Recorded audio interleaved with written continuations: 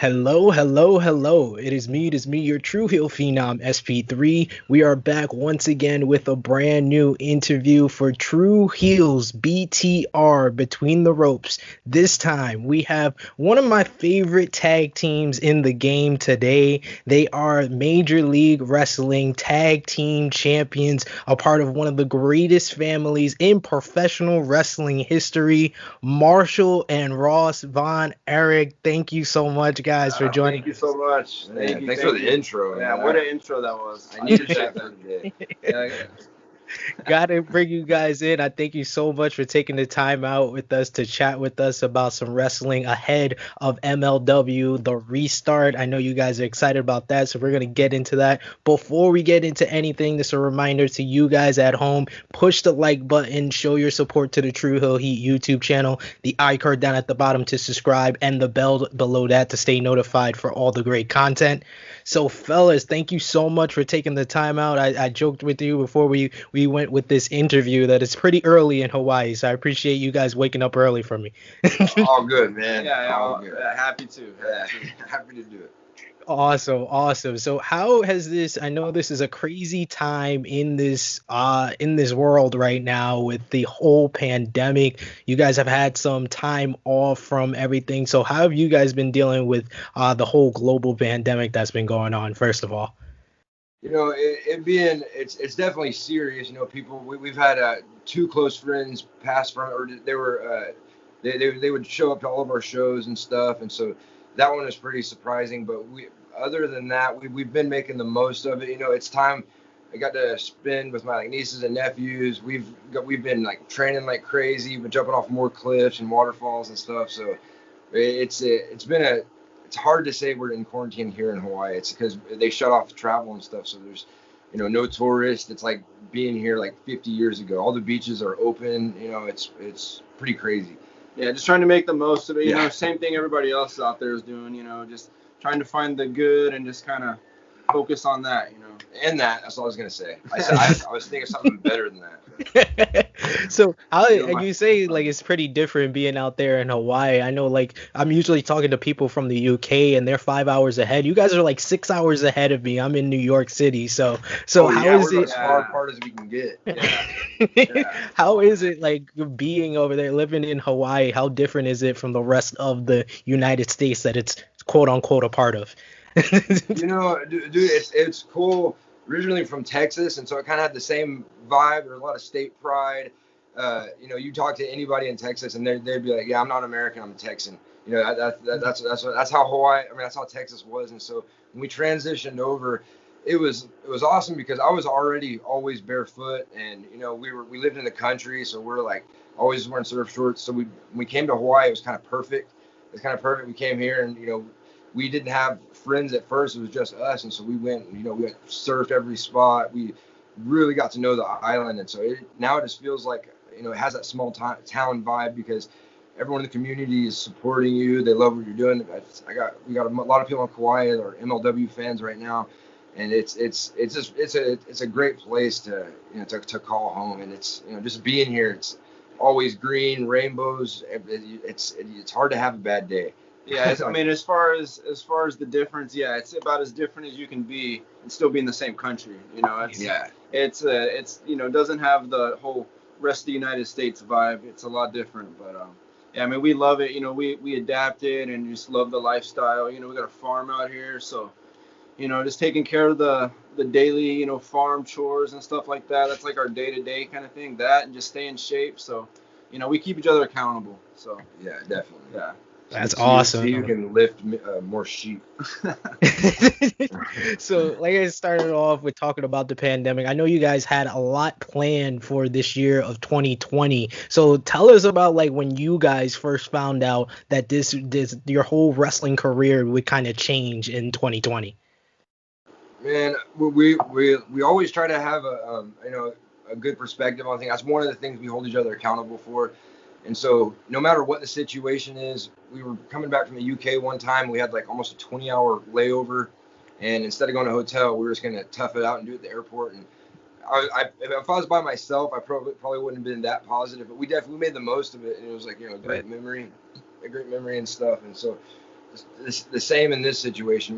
This is time that I wouldn't have to spend with my family. We all live on the same property. We're in different houses. We all live on the same property, so Awesome. we got to kind of all quarantine together. And that was definitely, I saw the best in it. We got to spend more time than we usually would have. But yeah, definitely in wrestling.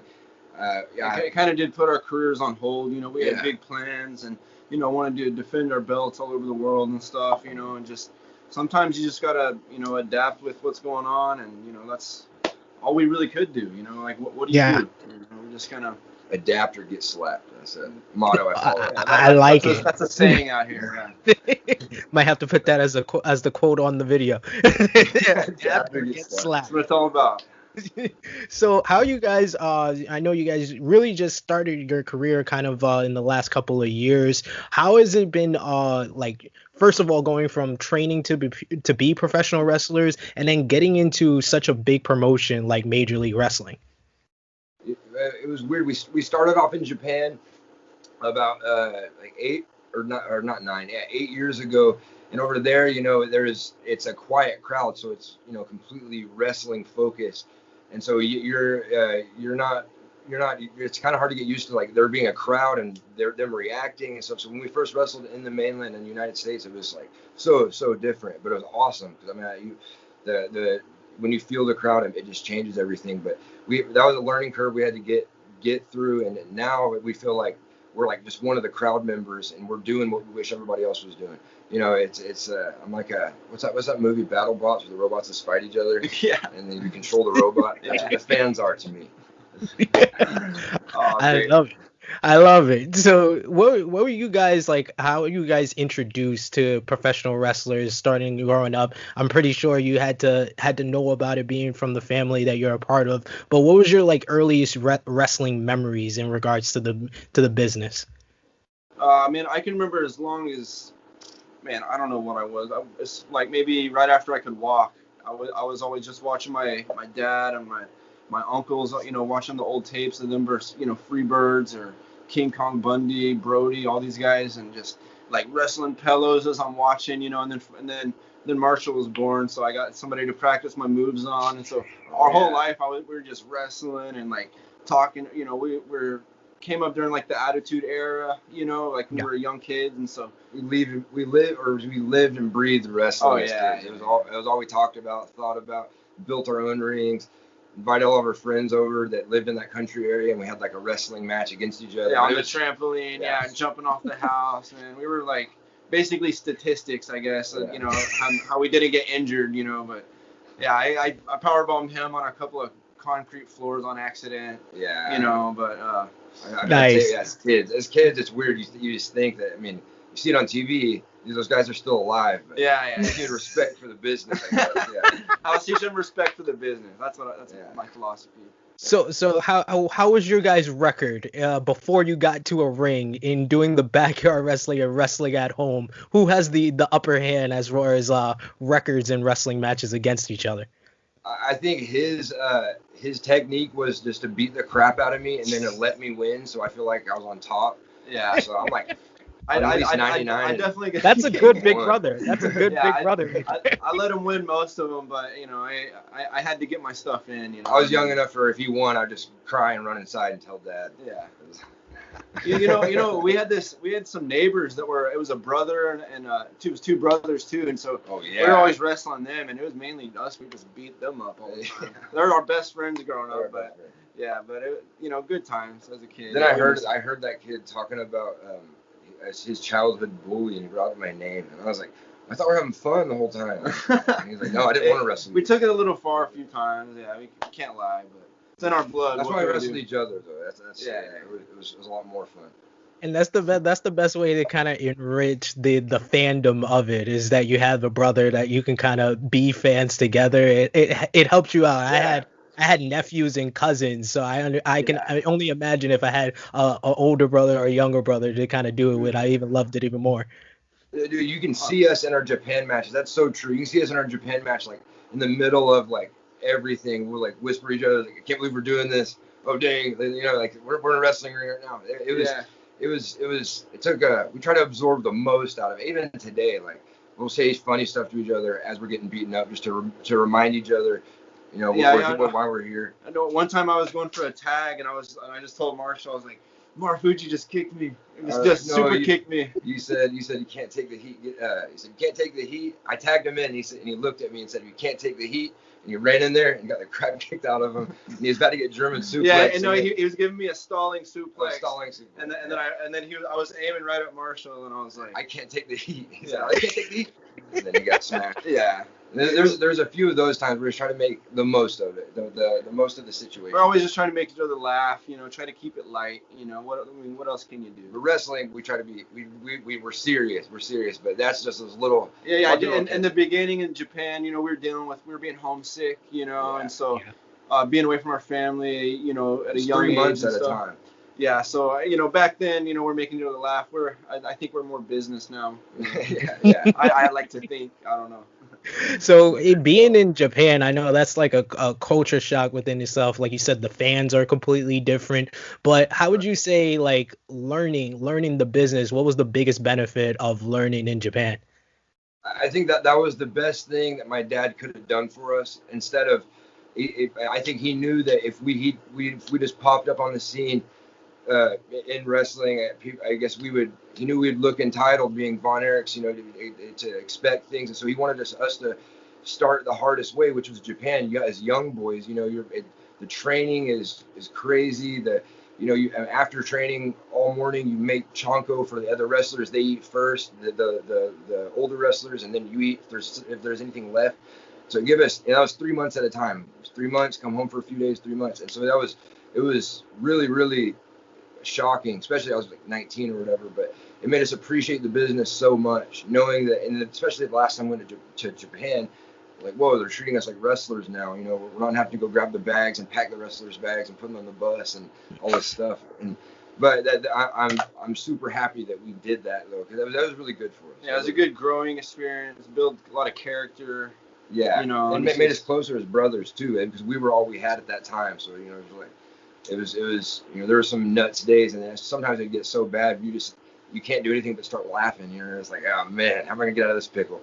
You know, or whatever it is. You know, and it's been fun. It's been an awesome experience in Japan. Now, outside of the ring, what's the biggest, like, cultural difference for you? You know, you say you guys grew up in Texas, you spend some time living in Hawaii, and then you go to Japan. It's a whole different language. Their transportation is totally different. And, you know, outside of the ring, what was the biggest, like, cultural difference? Yeah, I think really coming to Hawaii before really kind of help change our perspective and help us, you know, be more adaptable to just something totally different. There's a lot of Japanese here, or on Oahu, the other island. There's a lot of Japanese people here. It's just like Japan, and so we're almost used to it. But what I wasn't expecting is a beautiful country. Like when we would go to like Osaka and different towns, like there was like this like tunnels that you're like driving in a mountain for 3 hours. It's daytime, but you're in a tunnel for 3 hours, and you just like you fall asleep. It's dark. And then you get out and you're like in the middle of like the country on like a 200-foot bridge. There's like mountains, waterfalls, like, you know, rainbows. It's just, you wouldn't, you know, believe you're, you know, and, you know, we just think Japan, we think Tokyo and that kind of stuff. You know, it's cool just to see the countryside. You know, we love to travel, you know, and Japan, going to Israel, the UK, we're always trying to do stuff. Like we went scuba diving. We try to go, like, while we're in Japan, I guess we swam in some like toxic water. We got in trouble after, but you know, there's like radiation or something. We were swimming in there. Everybody's like, get out. There's like dead jellyfish around us. And we weren't really swimming. We're like knee deep. But that was a bad experience. But yeah, Israel, we the day we got there was a tour going to Mount Masada. And like, it was like 2 a.m. When the tour started. We didn't sleep or anything. And we had a few days off, so we were going to try to get really tired. But we spontaneously just went on the tour and hike this mountain at like 3 a.m. and watch this. It was really cool. Yeah, if we're in Texas, we're going go-kart racing or something like that. You know, we're always trying to do fun stuff. Keep it fun. Awesome. Yeah. You're giving me tips, because I'm gonna go whenever this whole pandemic ends. But that's one of my first trips I want to go is to Japan and experience that from the fan point of view. I know it's awesome. You got to. It's if you're a Pokemon fan, they're everywhere. It's like we saw all the characters like come up to us at dinner, and I marked out a little bit, but it was just, it was crazy. It's crazy how into anime. If you're an anime fan, that's the place to go. There's like concerts and stuff. Everyone dressing up as their favorite anime character. Yeah. Oh, that's sweet. That's sweet. So I know a lot of the people watching, if they hadn't seen you like starting up in Japan, one of the first times that you were seen by a lot of the fans of our YouTube channel and fans of professional wrestling had to be the Dark Side of the Ring episode, The Last of the Von Erichs. So how was that experience, filming it, being there for your dad, having to tell, what's one of the craziest stories of any wrestling family in the business in history, and then the response that you got afterwards when the episode came out? That was one of the best experiences. Watching my dad go through that, and the interview was well done, so well done that they got like answers out of my dad because we sat there for hours, and my dad just opened up, and it was so awesome to see because we were there the whole time helping with whatever, and it was just as a kid hearing that story, it was impactful and everything, but now as a wrestler and kind of followed in his footsteps and feel what it'd like to lose a brother, and he lost 5, like. It's a heavy story for someone to go through and to see that he's the man that he is now. It was Vice got that out. Vice, and it was the Dark Side of the Ring. We thought it was so well done. We watched it. And I'm really glad it happened. Because people, can kind of see that. A lot of people have dealt with some crazy tragedy. We're not the only ones, and people will reach out to my dad and say, you gave me a different perspective on dealing with grief or whatever it may be, and so it did open a lot of doors, and the best thing to us is that it was helpful to some people. People could see it and maybe glean some stuff from it. His story, like his testimony of the story, is that he's there's light at the end of the tunnel if you're in that situation, because now his family is doubled. He has 20 something members, and and he had 5 brothers, and so it all came full circle, and now he just appreciates life so much. Yeah, he's the most grateful. Just the smallest thing, just always big smile on his face, always really grateful, and it's just. I guarantee you, he's walking on this property in the rain with a big fat smile on his face right now. He's out there. Loving and enjoying life. Real boy. I love it. So having him, by your side as you grow as professional wrestlers, what would you say is the best advice that he's given to you? Listen to the crowd was one of them. It was. He has a lot of those great one-liners, and it's when he's not expecting it. If he's trying to give you advice, it's good advice. But when he's talking to him, if you're like, Dad, give me just some sick one-liner right now. I just need something, and like he'll come up with some coach's quote or something. But when he's like, just talking to you, it'll just come out with this great advice. You just gotta pay attention. Well, one thing he said listening to the crowd, and that changed everything for us, because we didn't realize that how crowd driven we are, and I understand now it's going to be different with no crowd, but that's just something we'll have to adapt to. But it was just change our philosophy. Some people think it's all about moves or whatever, and you just like, no, it's like an interactive kind of experience with the crowd, and when I'm in the crowd and watching a wrestler, if you're really into it, especially as a kid, you almost feel like you're him. And that's what I was joking about, that battle bots thing. I want the fans to feel that, that we're in this together. And it seems like a lot nowadays there's a lot of half good guy, bad guy. They're kind of a bad guy, but people like them or whatever. I'm not saying I'm a good guy, but I definitely we're trying to be people's champions. They're a big part of our fire and everything. And that Vice thing, I think it really did. Another amazing thing I've noticed is people can relate to it, but it just almost like you get this feeling like a lot of people are behind you. They know where you come from, they know your experience, and they're just like, I think given my dad's crazy story, like people, they want to see us do good, and it's just. And like that, it's really humbling. It's humbling, man. And that's that support, it just makes you just want to pour your guts out for every single person. And it just like, man, for you guys to appreciate the, this art that my family has given so much for, and to, and to support us, and it's just, it's hard to put into words. It means so much to us. Yeah.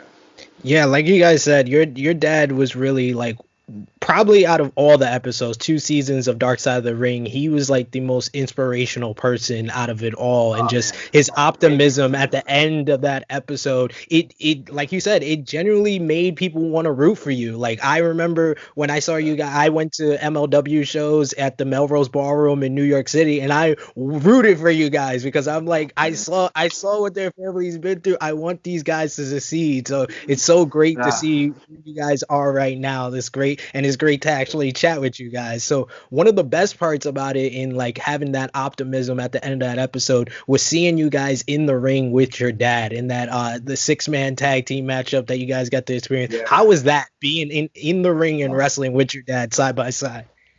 That entire day was surreal. I remember sitting outside the building, 20, 30 minutes before we were going to go on, just us three sitting there talking, like, because we're all the same. We like to get out of the building, before our match and just get our heads together and just like, we're all weird. It's weird. Yeah, we want to be in a totally different environment and then just go into that. Something about going from a super peaceful environment. You go outside and it's quiet. You don't hear any fans. You hear the wind blowing. You're like, all right, it's go time. You open the door and it's raw, and it's, you hear the, you just embrace it. Embrace it, and it's just, this is what I am. And doing it with my dad, it was so crazy to see his perspective and just so chill and calm before the fight. He actually had the flu. When we had that 6-man in Israel, it was our first time ever in the ring with him. Yeah, and he just literally turned it off when the music played. Like he was just laying there, like, he said, "Let's go time, baby." Yeah, right when the music came, he like, whoa, came back to life. Like easy, Dad, you all right? And he's like, I'm gonna show you boys how it's done. And we ran out there.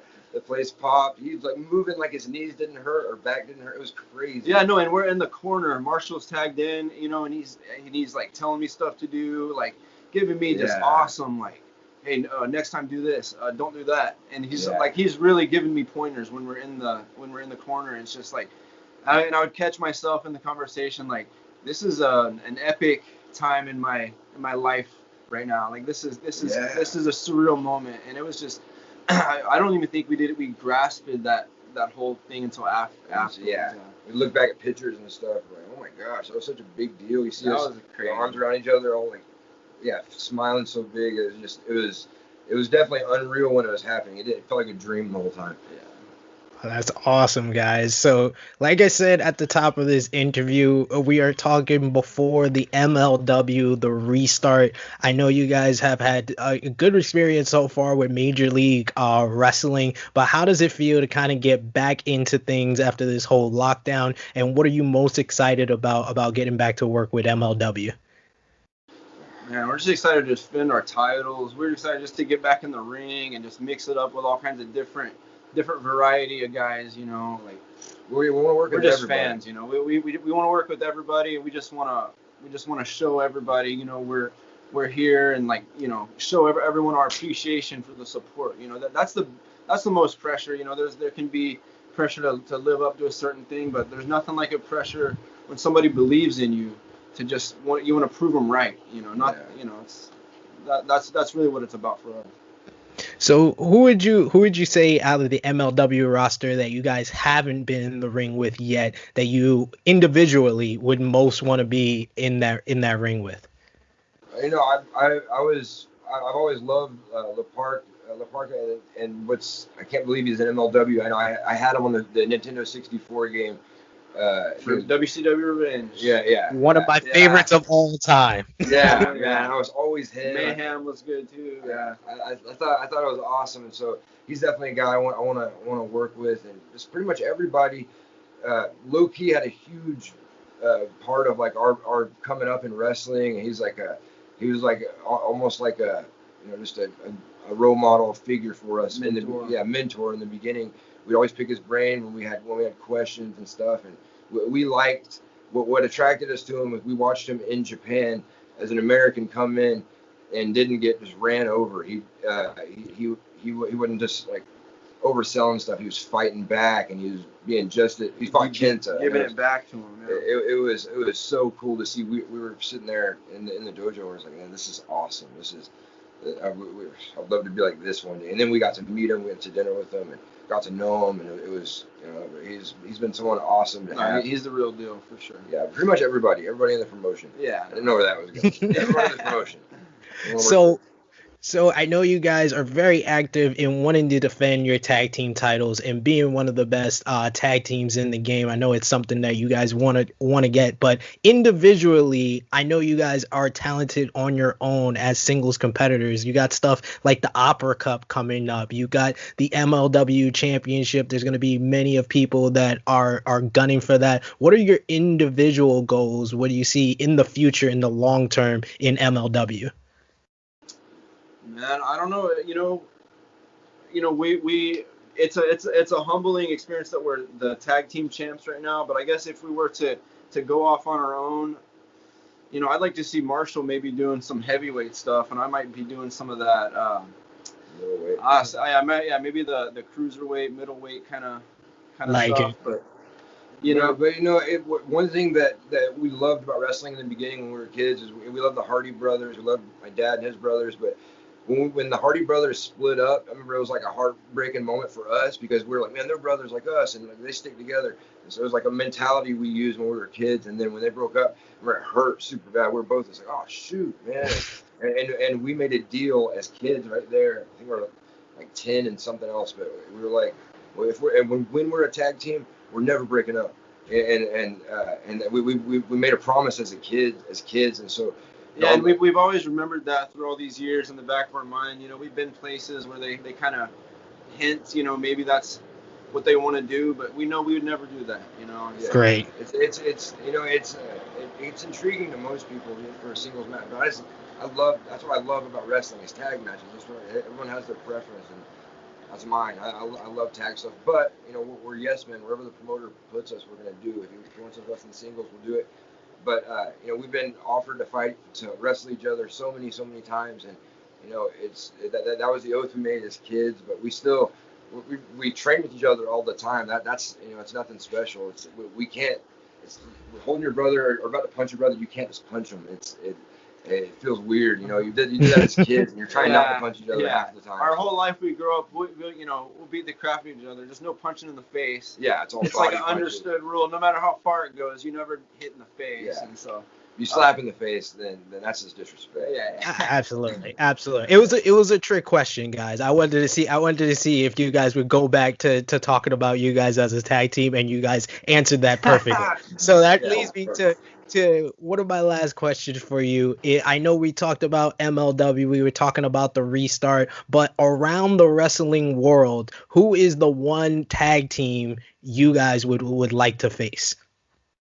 Oh man, well right now, Tom Mahler and his boys, he has a ton of members right now. So anybody we can't wait to wrestle. So any of the Filthy Squad, but a few, in MLW, I think Dustin Rhodes made a tweet about working with us one day, and the Rhodes Brothers versus the Von Erichs, and it's that sometimes I wish that AEW worked with MLW or something. I think we feel like that needs to happen at least at some point.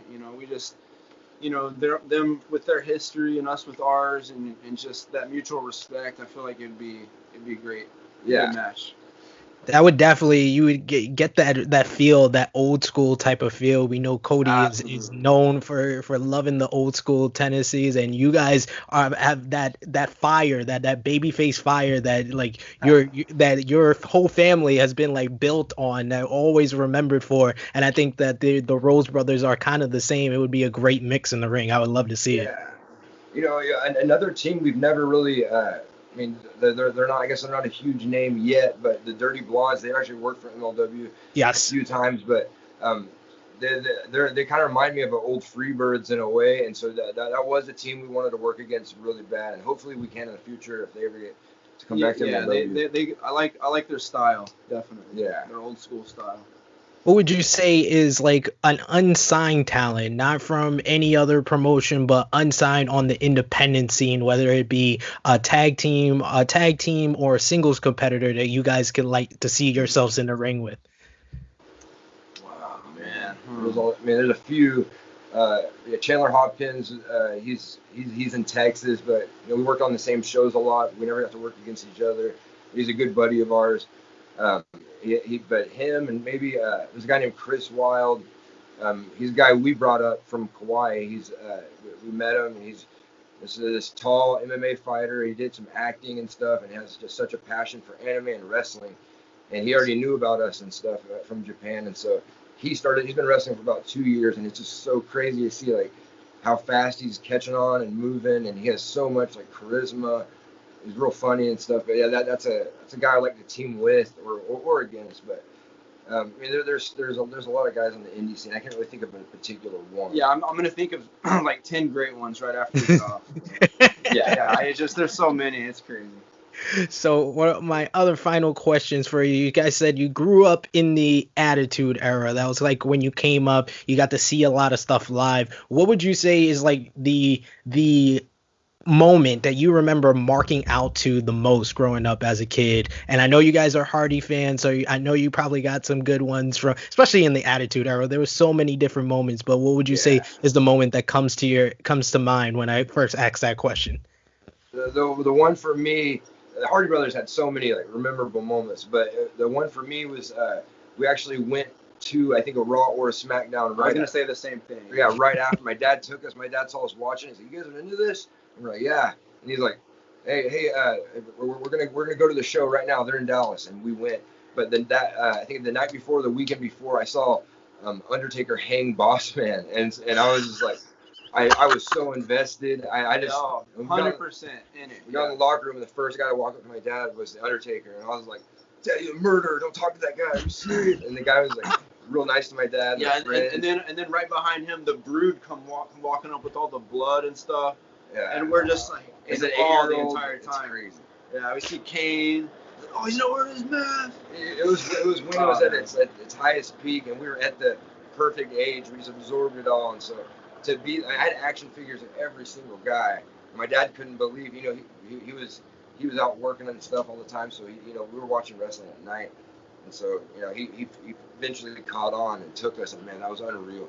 Yeah, that whole night was just so memorable, and just that's awesome. Of course, the Brood, that was terrifying. Yeah, I know. I just remember being scared. Yeah, fangs and stuff. Yeah. That was crazy.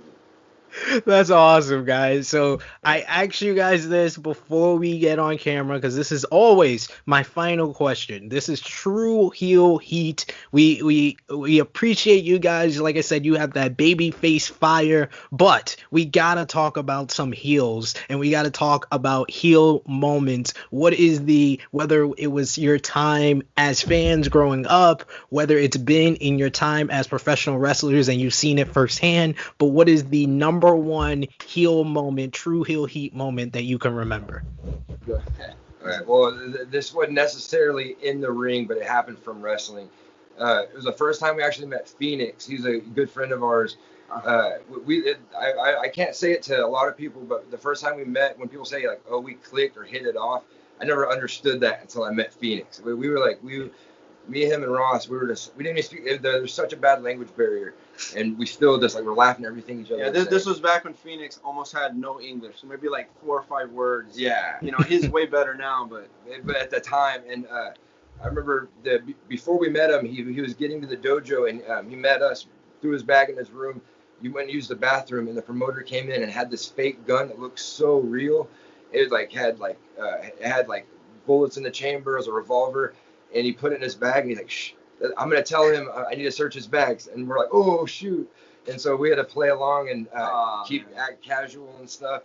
And then the guy is like, he's like, "Do you have any merch or anything?" And opened his shirt, the promoter, and found a gun. He's like, "What is this?" And I felt so bad for him. He's like, "It's not I swear." He was freaking out. And then the promoter looked at it and then pointed it at him. He's like, "Why do you have this?" And he's like, "Oh." We just busted out laughing. Oh, man. That's why we had to prove to Phoenix we weren't real life heels. I felt so bad.